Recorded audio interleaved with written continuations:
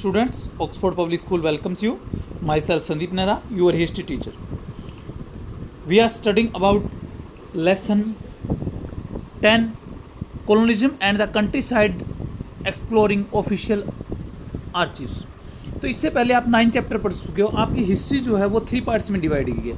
First part जो है वो एशियंट हिस्ट्री के बारे में, सेकंड पार्ट जो है आपका मेडिवल हिस्ट्री के बारे में, मुगल काल के बारे में उसमें बताया गया, और थर्ड जो पार्ट है आपका लेसन 10 से वो क्या है, कॉलोनिज्म यानी अंग्रेज़ों के टाइम में और हमारी 1857 की जो रिलेशन थी उसके बारे में, इन सब के बारे में बताया गया. तो हमारा जो थर्ड पार्ट है उसका फर्स्ट चैप्टर, या आप कह सकते हो चैप्टर नंबर 10 जो है colonialism and the countryside explore official achievements, यानी कि जो कॉलोनिज्म यानी उपनिवेशवाद. तो इंडिया क्या था, अंग्रेज़ों के अंडर में था.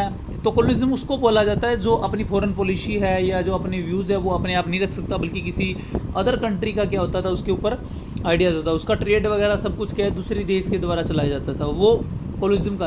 इंडिया भी 1947 से पहले क्या है, एक कॉलोनिज्म था. किसका, कॉलोनीज था किसका, अंग्रेज़ों का या द ब्रिटिश का. And the country side word का यूज़ यहाँ विलेजेस यानी गाँव के लिए, जो आपका लोकल एरियाज है उसके लिए यूज़ किया गया है.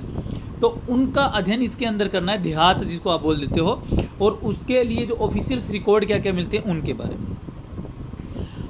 तो फर्स्ट आपका टॉपिक है बंगाल एंड जमींदार. तो आपको पता होगा कि अंग्रेज़ जो आने के बाद जिनको सबसे पहले दीवानी मिली थी, यानी कि जो पैसा कलेक्ट करने की, जो टैक्स कलेक्ट करने की जो मिली थी, वो बंगाल रियासत से मिली थी. यानी प्लासी के युद्ध के साथ ही क्या है, भारत का कॉलोनिज्म जो वो स्टार्ट करना चाहते हैं, या इंडिया जो कॉलोनी बनना स्टार्ट होता है वो यहीं से होता है. तो प्लासी के वार यानी बैटल ऑफ प्लासी के बाद से ही क्या है, पूरा का पूरा रिन्यू सिस्टम बंगाल का किसके हाथ में आ जाता है, अंग्रेज द ब्रिटिश के हाथ में आ जाता है. तो ब्रिटिश ने क्या है इसके लिए 1973 के अंदर पॉलिसी चलाई. तो इससे पहले मैं आपको 3 पॉलिसीज़ के बारे में बताता हूँ जिसके बारे में आप मिले हो. फर्स्ट पॉलिसी के बारे में डिटेल से. तो पहली है परमानेंट सेटलमेंट. परमानेंट सेटलमेंट जो है वो स्टार्टिंग में शुरू की थी अंग्रेज़ों ने 1793 के अंदर, कॉर्नवालिस ने इसको स्टार्ट किया था. सेकंड थी महलवाड़ी सेटलमेंट.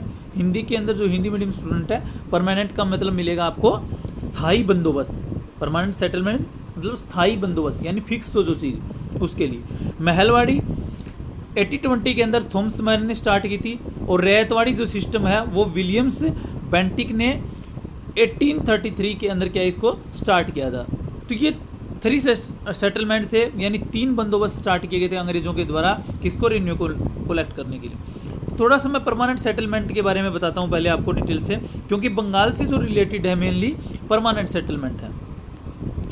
तो परमानेंट सेटलमेंट था क्या, तो अंग्रेज़ों ने एक नया सिस्टम किया था रेन्यू कलेक्शन के लिए, क्या बंगाल में स्टार्ट किया था, जिसको परमानेंट सेटलमेंट का नाम देते हैं. तो ये सेटलमेंट था क्या, इसको क्या है कॉर्नवालिस ने 1793 के अंदर क्या है स्टार्ट किया था. Under this system east India company has fix the renew that is जमींदार हैड टू पे.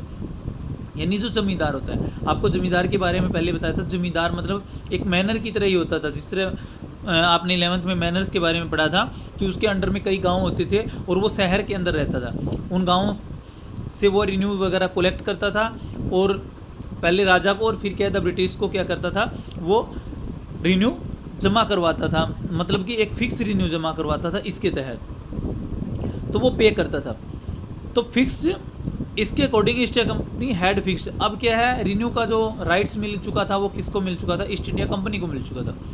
हम ये कहते हैं कि अंग्रेज़ों का गुलाम नहीं था. 1857 के बाद यानी 1858 के अंदर क्या है, जो ब्रिटिश पार्लियामेंट है उसने इंडिया को अपने अंडर में लिया था. तब तक वो ईस्ट इंडिया कंपनी के अंडर में था. वो एक तरह की एक प्राइवेट कंपनी भी आप बोल सकते हो, जिसको क्या है इंडिया के साथ व्यापार करने के लिए ब्रिटिश से भेजा गया था ओनली. तो उनके हाथ में चला गया था. इससे क्या है, जमींदार एक उसको क्या है फिक्स पे करेंगे. If any zamindar fail to make the payment, अगर क्या है कोई ज़मींदार फेल हो जाता है उस टाइम पर क्या है इसको करने के लिए, तो हीज एस्टेट. एस्टेट का मतलब जो उसकी भूमि थी, ज़मीन थी. एस्टेट का मतलब उसका राज्य नहीं होता था, राज्य तो किसका होता था, किंग का होता था, राजा का होता था. तो उसकी जो एस्टेट थी, जो भूमि थी जिससे वो कलेक्ट करता था, उसको क्या कर लिया जाता था, ऑक्सनोड कर लिया जाता था. ऑक्सनोड मतलब छीन लिया जाता था उससे, to recover the due revenue, वो बचे हुए किसको, कर को ड्यू करने के लिए. तो ये जो आइडिया था, इस आइडिया जो दिया गया था कॉर्नवालिस के द्वारा, तो उसके पीछे की क्या वजह थी? By introducing the permanent settlement, इसके पीछे जो वो चाहते थे, कई प्रॉब्लम पहले जो फेस कर रहे थे अंग्रेज किसके टाइम में, राजा के टाइम में या कुछ समय तक उन्होंने फेस किया था बंगाल की दीवानी मिलने के बाद, तो उसको दूर करना चाहते थे। पहला तो वो क्या हो चुके थे, अवेयर हो चुके थे रूरल एरिया के प्रति कि वहाँ पर एग्रीकल्चर कितनी होती है, एक भूमि अच्छी कहाँ पर है, बंजर भूमि कहाँ पर है।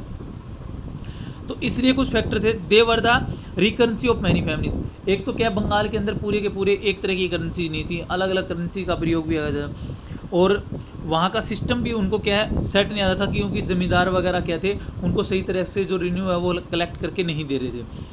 दे were a considerable decline in the agriculture production. और जो इंडिया के अंदर क्या एग्रीकल्चर है उसमें टेक्निक वगैरह का प्रयोग नहीं, क्योंकि ज़मींदार उनकी तरफ ध्यान ही नहीं देते थे। उनका एक ही काम था कि वो फसल जो काट रहे हैं उनका एक बड़ा हिस्सा क्या है अपने साथ ले जाते थे। उनको नहीं पता था कि ज़मींदार क्या है, किस तरीके किसान जो है, फार्मर है, वो किस तरीके से क्या है खेती कर रहा है। तो इसलिए एग्रीकल्चर के प्रोडक्शन को बढ़ाने के लिए भी वो क्या है ज़्यादा कुछ नहीं कर रहे थे। तो इसलिए उन्होंने सोचा कि अगर हम क्या है एक फिक्स उनको रेवेन्यू की बात करेंगे तो वो क्या करेंगे, वो उस एग्रीकल्चर को बढ़ाने, किसानों को कहेंगे कि आप ज़्यादा से ज़्यादा क्या है एग्रीकल्चर को बढ़ाएं ताकि उनकी बचत निकल सके फिक्स रेवेन्यू देने के पश्चात। तो इसलिए क्या है वो ऐसा करना चाहते। तो रेगुलर फॉलो ऑफ रेवेन्यू, और इसके अलावा द नीड ऑफ आवर, अंग्रेज़ों की डिमांड भी थी या समय की मांग थी कि उनके पास एक राजस्व का एक लगातार मतलब रेगुलर फ्लो आता रहे, मतलब आता रहे, इस तरह का बंद ना हो बीच में। उसमें क्या होता था, बाढ़ आ गई, अकाल पड़ चुका है, उस स्थिति के अंदर क्या रेवेन्यू नहीं जमा करवाते थे ज़मींदार। वो कहते थे कि किसानों के पास इस बार पैदा ही नहीं हुई या ऐसा नहीं हुआ, या जो वो लेकर के आते थे वो खुद क्या अपने पास रख लेते थे। तो इसलिए ब्रिटिश ऑफिशियल रियलाइज कर रहे थे कि ये समय की मांग है कि रिन्यू रिसोर्सेज जो होने चाहिए वो रेगुलर फ्लो के अंदर होनी चाहिए, मतलब बंद ना होनी चाहिए।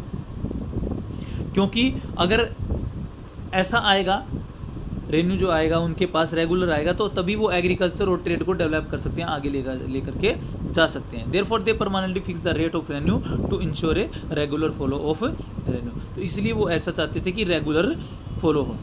तो ये जो परमानेंट सेटलमेंट थी,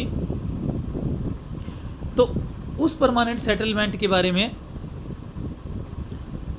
कुछ कैरेक्टरिस्टिक या कुछ फीचर्स भी आप बोल सकते हो कि क्यों स्टार्ट करना चाहते थे, यानी ये परमानेंट सेटलमेंट। तो परमानेंट सेटलमेंट क्या है, राजा और तालुकदारों के बीच में थी पहले बंगाल के। तो ते तालुकदार वर क्लासिफाइड एज द जमींदार, और वो तालुकदार होते थे क्या है जमींदारों के अंदर क्या है वर्गीकृत होते थे। तालुकदार क्या होते थे, जैसे रैयतवाड़ी सिस्टम में रैयतवाड़ी क्या, जैसे 11th क्लास में आपने पढ़ा था कि जागीरें दी जाती थी, बड़े बड़े मतलब छोटे छोटे राजाओं के अंदर या जागीर बना दिया जाता था उनको, तो वो आगे क्या है जमींदारों के अंदर क्या है वो बांट देते जागीर को। तो एक ज़मींदार के अंडर मतलब 40 या 50 गांव आ जाते थे, वो कई गांव मिल करके फिर एक जागीर बनाते थे। तो उनकी अपनी खुद की मिलिट्री होती थी, खुद की क्या है प्रॉपर्टी, वो इस तरह से मुँह मानने लगे थे। तो वो क्या है चीट भी करते थे मुग़ल एम्पायर के साथ में, आपने 11th क्लास में पढ़ा होगा। तो इसलिए क्या है उन्होंने कुछ इसकी फीचर्स की थी परमानेंट सेटलमेंट की, कुछ विशेषताएं लिखी है। तो द जमींदार were not the owner of the land, उन्होंने कहा कि जो जमींदार है वो भूमि के मालिक नहीं है, वो क्या है सिर्फ renew collector of renew of the state. वो क्या है जो भूमि उनको दी गई है उसका क्या है सिर्फ क्या है जो टैक्स वगैरह दिया जाता है, जो राजस्व लगता है उसका संग्राहक मात्र है, यानी कलेक्टर है उसका सिर्फ। The village coming under one zamindar form the one revenue estate, तो एक जमींदार के भीतर आने वाली गांव मिलकर एक राजस्व संपदा के रूप में रहते हैं। यानी एक जमींदार के अंदर मतलब 2 गांव आते हैं, 3 गांव आते हैं, 4 आते हैं, तो वो क्या है इस तरह से उन्हीं के ऊपर क्या है कलेक्ट करेगा। और जो revenue to the official to the East India Company, और वो क्या है रिन्यू किसको पेड करेगा, ईस्ट इंडिया कंपनी के ऑफिसर्स को पेड करेगा या उसके ऑफिस में जमा करवाएगा। तो द जमींदार वर responsible for the regular payment for renew of east India company. तो इस तरह से क्या है ईस्ट इंडिया कंपनी का रेगुलर जो बन गया था एक रिन्यू पेमेंट करने, जमींदारों से उनको किसानों से उनका कोई लेना देना नहीं था ईस्ट इंडिया कंपनी का अब तक। अब क्या है उन्होंने जमींदारों को एक रेगुलर और फिक्स पेमेंट का जरिया बना लिया था कि इतने पैसे आपको क्या है सबमिट करवाने ही करवाने हैं 1 ईयर्स के। आप क्या है फार्मर से कैसे भी एग्रीकल्चर करवाइए, उसको बढ़ाइए कम कीजिए कैसे भी कीजिए। इफ़ एवर दे फेल्ड, अगर वो फेल हो जाएंगे तो उनकी एस्टेट यानी भूमि क्या ली जाएगी, छीन ली जाएगी और वो किसी और के अंडर में कर दी जाएगी या उनसे कलेक्ट करवाया जाए। तो ये आपकी परमानेंट क्या है सेटलमेंट थी, होती क्या है और उसकी फीचर्स क्या है। हिंदी मीडियम स्टूडेंट्स के लिए भी क्या है अलग से PDF भेजी जाएगी, तो उसमें ध्यान रखें। Okay, thank you.